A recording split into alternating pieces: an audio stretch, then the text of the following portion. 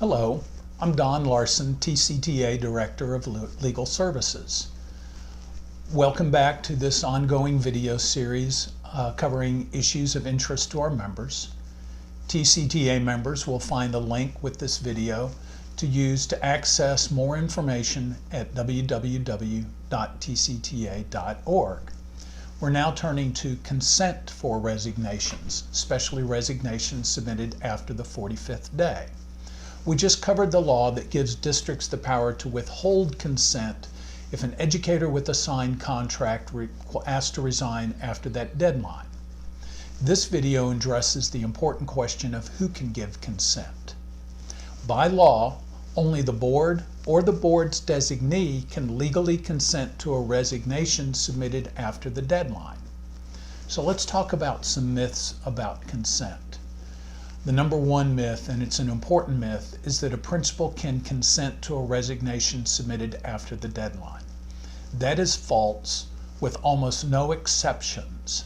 By law, only a school board or its designee has the legal power to give consent to a resignation submitted after the deadline. Boards routinely delegate the power to accept resignations to the superintendent, but some school boards choose not to make that delegation, reserving the authority and the power to accept resignations to the board itself. Educators cannot assume that they have resigned with legally valid consent if a principal gives consent or signs off.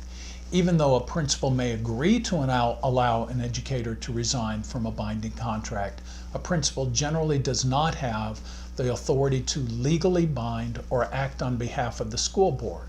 It may help that a principal agrees, but an educator must have legally valid consent from the board or the board's designee. Without that legally valid consent, an educator risks contract sanctions. An educator could start with human resources when trying to resign. If the district does not have a human resource department, the superintendent's office may be the best starting point. Keeping a principal in the loop is always a good idea.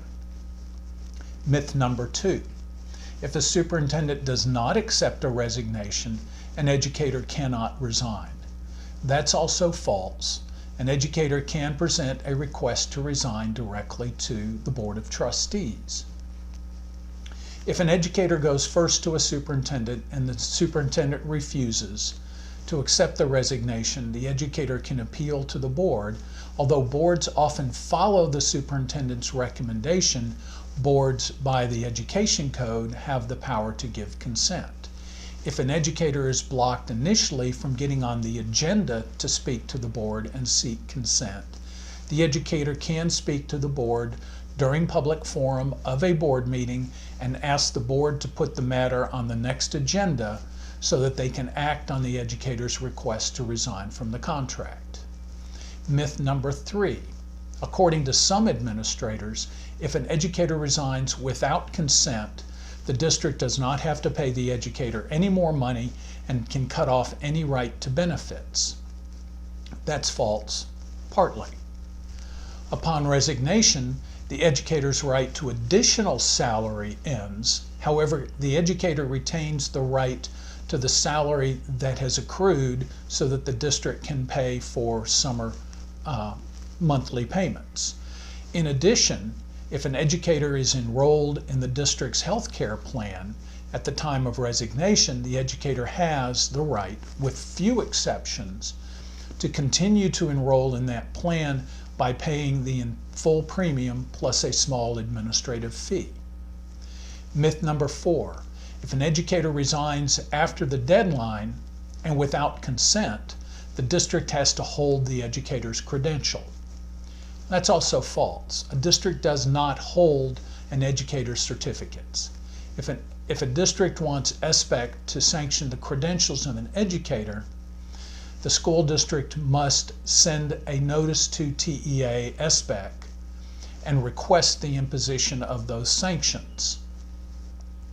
So that completes our series, our third part of our series, this part on who can give consent if an educator seeks to resign after the summer resignation date.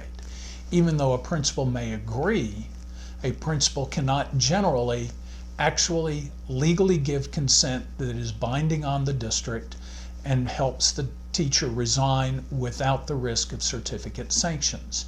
We now turn to the next installment, and that installment has to do with the steps that SBEC takes in general to address the educator if a district sends a request for sanctions.